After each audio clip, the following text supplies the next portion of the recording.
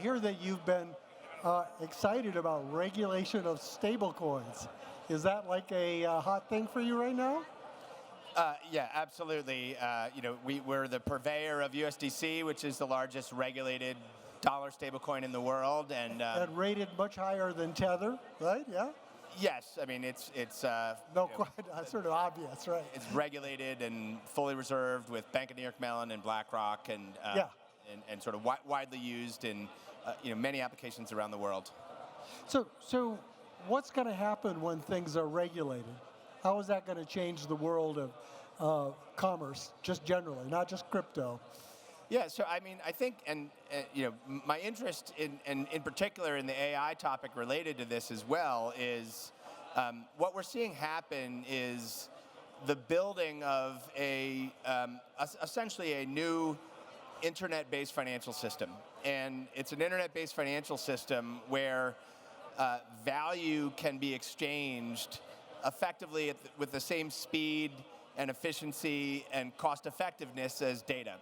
And there are these new networks, blockchain networks, that effectively provide an execution environment for money. And the really powerful thing about this is that in the next few years, we'll reach a point where essentially the marginal cost of moving around money will go to zero. And at the same time, these blockchain networks are essentially trust machines. They provide a way to have trustworthy data, trustworthy transactions, trusted compute, and it's the combination of that, the kind of smart contracts, the programmability of money, and the frictionless movement of money, right, that makes this really exciting. And so I think from what becomes possible. Well, once these are essentially treated as legal forms of money, which is happening around the world right now, right.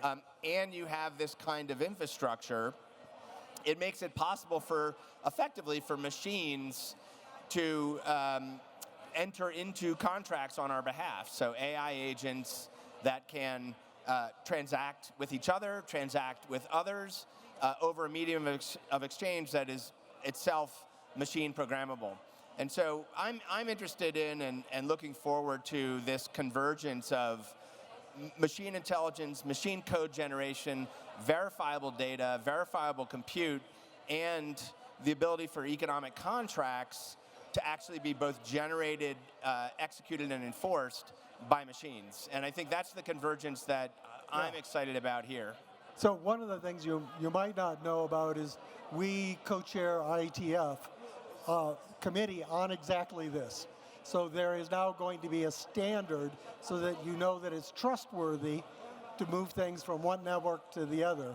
Because currently it's a source of a lot of fraud, a lot of, like half of the North Korea's ICBM program is from hacks. Hacks of stable coins. Of bridges. Of bridges, yeah. So we'll get rid of that, right? Yeah, so we have something called the cross-chain transfer protocol. Yeah, your protocol is really pretty good. Which actually got to make that everywhere, issue. right? Yeah, absolutely. Yeah. So one of the questions that comes up with the people that I talk to are people like Swift, who are moving to a blockchain-like system. It's a distributed ledger system put on top of their existing system. Well, how does that interact with what your vision is? Well, I think we're really focused on how to build new fundamental building blocks and protocols for the public internet. So public protocols that are public APIs that any developer who wants to build an application that uses programmable money, that wants to build an application that uses Web3 native primitives, for them to be able to do that in a permissionless way and to do that on a global basis. So I think our vantage point is just very different. We're looking at this as an internet platform utility that is an open infrastructure for people to build on top of. Underneath, of course, the actual stablecoins are increasingly a highly regulated form of digital fiat money, and so it sort of has kind of bank-like prudential regulation around it. But the actual technology layer is not a an infrastructure that's tightly managed and controlled by a small set of private sector actors. It's actually the public internet. And I think we've seen that when you have open networks and open platforms that are widely available, that any developer can build on top of, that we see the most innovation. And so we're just very focused on how to build this as open infrastructure on the internet, as opposed to kind of augmenting and adding on top of kind of legacy closed networks. Yeah, no, understood. So one of the problems or the concerns that people come up with is that you're not the only person in this game, and the open internet is really the Western internet, and that China, Russia, other entities are building a quite separate internet on top of TCP/IP. But they're, for instance, talking about BRICS coins, having a very different thing, which means the dollar wouldn't be a reserve currency the same way anymore. The rules of the road might be different in different countries.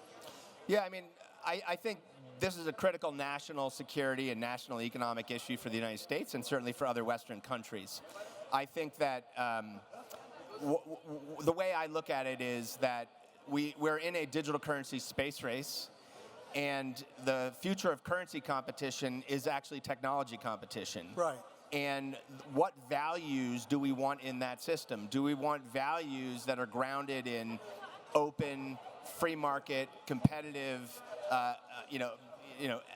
full access? And I think that's largely what the world wants. And so the United States needs to lead there. It needs to obviously enable the private sector to innovate in this space.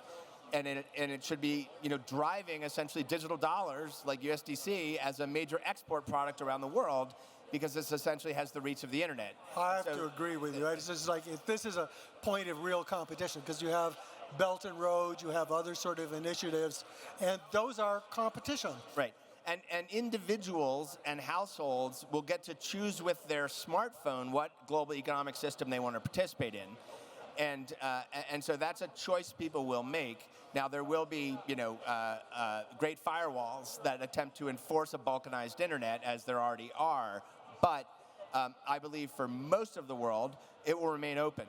And in a world that largely remains open, that's a tremendous opportunity for this kind of digital currency competition to take place and to thrive. So people wonder about sort of a race to the bottom. So I could set up a system that doesn't have quite the overview that, say, the Western system does. It's a little cheaper as a consequence. And wouldn't all the consumers go to that one, even though in the long run it's a bad choice? Well, I think this comes back to a fundamental attribute of money and the use of money, which is it is grounded in trust. And it is grounded in an individual or an entity's understanding of the fundamental safety and soundness of that instrument. It's why every person in the world would rather hold US dollars than almost any other currency, because they understand that there is, the most creditworthy, relatively speaking, hopefully for a long time. We hope, yes.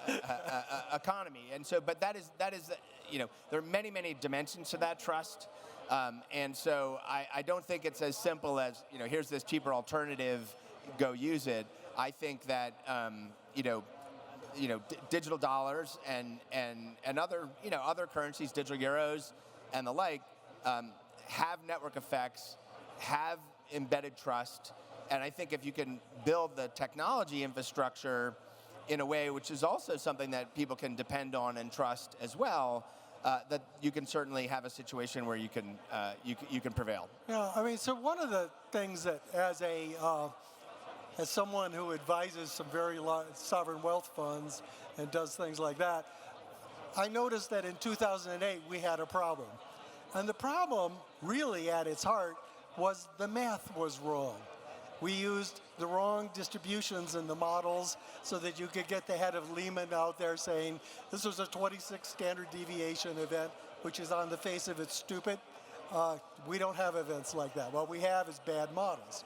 And so when you get something that's a very liquid network, where you can move things around, where you can have essentially DeFi, it becomes hard to know that you're doing it right.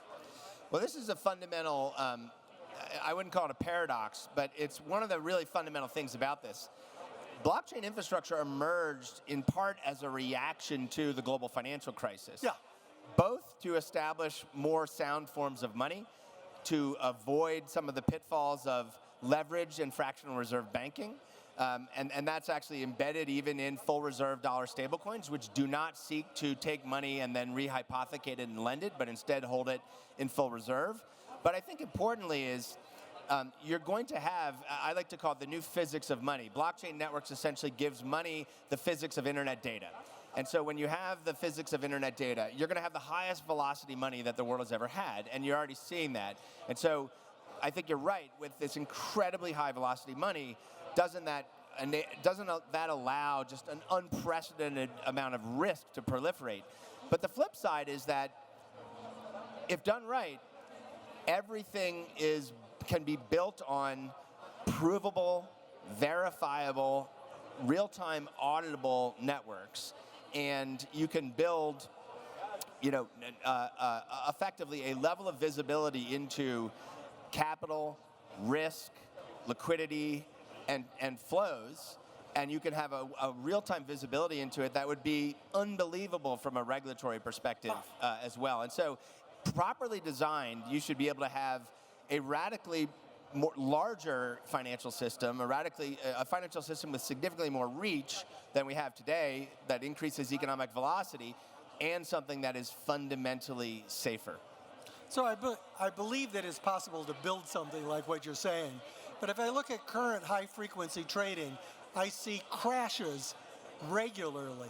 But the crashes only last for a millisecond, right? What that means, though, is that somehow the equations, the strategies that are being done, which are, mathematical, they're things that ought to be solid, have these bugs, and we're just fortunate that they recover really quickly.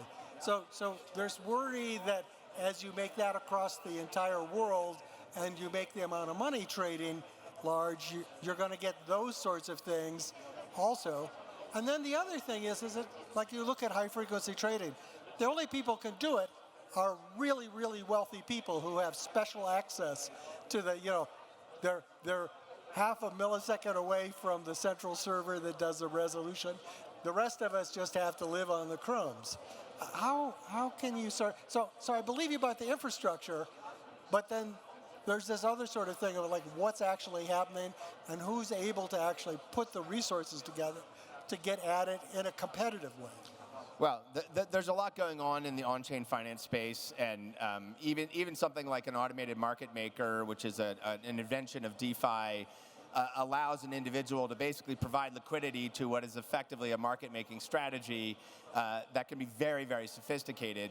You're also actually seeing, AI and crypto convergence in the sense that you're seeing protocols that effectively allow people to pool behind highly sophisticated, automated market-making strategies and effectively fund those almost like an LP funding Citadel or what have you. And so you do have, what I would say green shoots of this kind of democratization to access to hyper-efficient market structures. So one final question, because we're running out of time. So given that there are these concerns about the algorithms and the math, not the infrastructure, how would you start off in a way where we can sort of sandbox this or be cautionary before we sort of release it on the world? Well, I think it's tricky. Clearly, public blockchains are a public computing surface, and there's just a constant amount of innovation that's happening. So there are options protocols, derivatives protocols, lending protocols, all these things that are being built. And that is the laboratory. That is the sandbox. Okay, well, I think a lot of people would like to see a smaller sandbox that's a little safer. Thank you very much. Thank you, Sandy.